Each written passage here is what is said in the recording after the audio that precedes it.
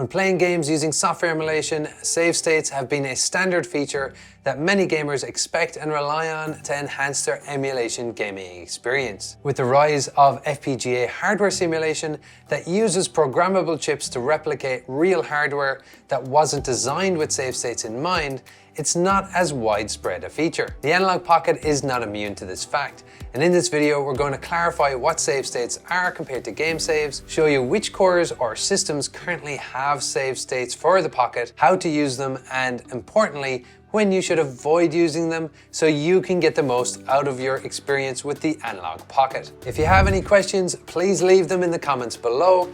And with that said, let's get into it. Hi, I'm David Loving and you're watching Loving Tech Life.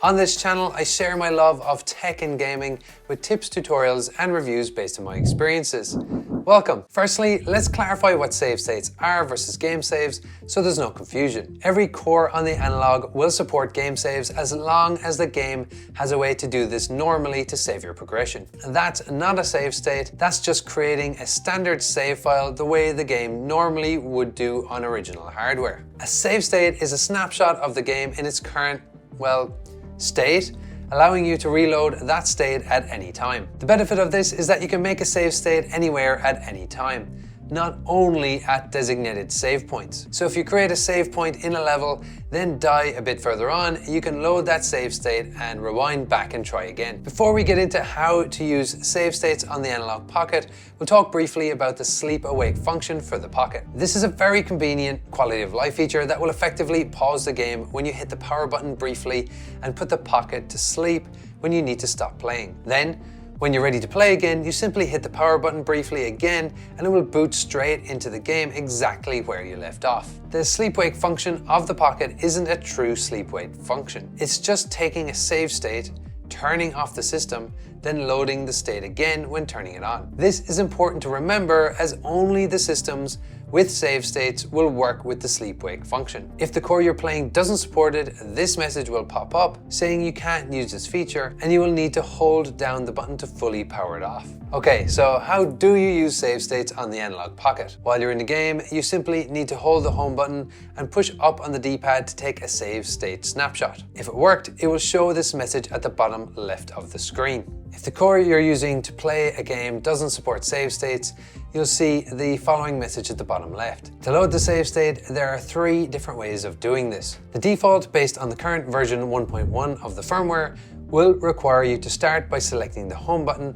scrolling down to memories, then save states, and the most recent save state will appear at the top of the list. Select the one you want and hit load, then confirm. This is the most long-winded way to do this. However, the next time you hit the home button, it will go straight to the memories option, so it is a little quicker. The second option for loading save states can be enabled by hitting the home button, selecting settings, memories, and turning on enable quick menu. The circle will go white when it is enabled. A message will pop up telling you how to use the quick menu feature. When you're in a game and you want to load a save state, then you hold the analog button and hold down on the D-pad for 1 second. This will bypass all the menus and take you straight to the list of save states. When you select the save state, it will still ask you to load and confirm. Third way you can load save states is the fastest but can have its drawbacks. To enable it, hit the home button again, select settings, memories, and then enable quick load.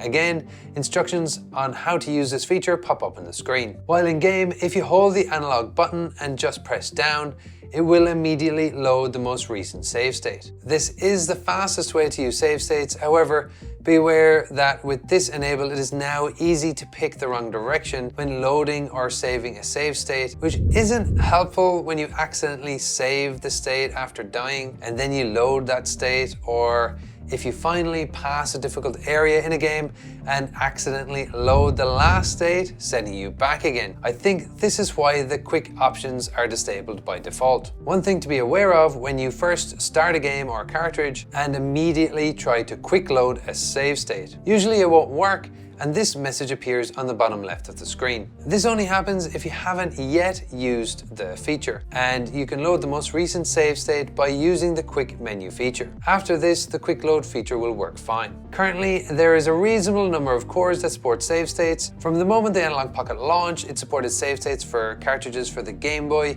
GameBoy Color, GameBoy Advance, and GameGear via the cartridge adapter. A limitation to be aware of for storage of the save states, that the current version 1.1 of the firmware has 128 memory slots available for save states shared across all cartridge games. So for example, if you play a GameBoy Color cart and have some save states for that, and then load a GameBoy Advance cart and save some more, both of those will appear in the main memories menu and contribute to the 128 save state limit. Also, if you reach this total limit, it won't let you create any more save states and currently won't auto-delete any older save states, and there is no way to mass delete them. You will need to manually clear them one by one. This is something you need to keep an eye on, as the quantity of save states can start to add up very quickly. However, this may change again when version 2.0 of the firmware is finally released. This leaves us with the openFPGA cores. Keep in mind that due to the way core development works, if your favorite system doesn't support save states, it likely never will, so please don't hassle the developer of a particular core to add save states to it, as it's no simple task. The only exception to this will be the cores for the forthcoming cartridge adapters for the TurboGrafx-16, Atari Lynx, and Neo Geo Pocket Color. As of recording this video, the following cores will support save states, and I'll leave a list of these in the description below. The AGG23 cores for NES, Tamagotchi P1 and Wonderswan, the Spaceman 3 PDP-1 core, and the Spiritualized cores for Game Boy, Game Boy Color, Game Boy Advance, GameGear, and Sega SG-1000 and Sega Master System. In a number of cases, there will be more than one core for a console or handheld system, and you'll need to select the specific core that supports save states. So for example, with the NES, the default core selected is the Spiritualized core that doesn't support save states.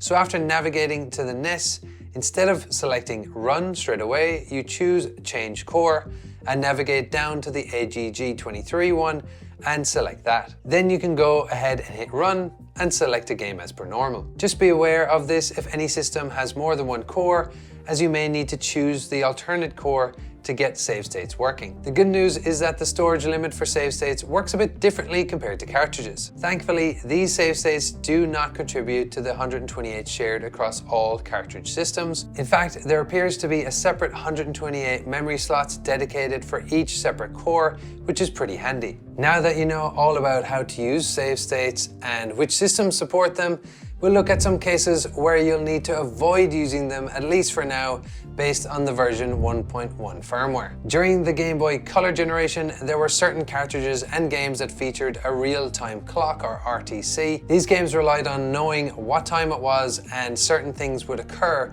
based on real time passing by. Some of the most popular examples of these are Pokemon Gold, Silver, and Crystal. With the current version of the Analogue Pocket firmware, where players have run into issues where they have used save states with these real-time clock games. When you use a save state and load it later, the save state time hasn't kept up with the real time passing by. This can cause issues in game, but I've also seen some people losing or having corrupted saves. The best way to avoid any issues with these games is to use the normal in-game save features. Any players that use the save feature of the game and avoid using save states with these particular games have had no issues. If you haven't set up your Pocket with openFPGA to get access to all the cores and systems without having to use cartridges, you can check out this video here, where I unbox this limited edition Pocket and go through the setup for the first time by clicking or tapping the screen, and I'll see you in the next one.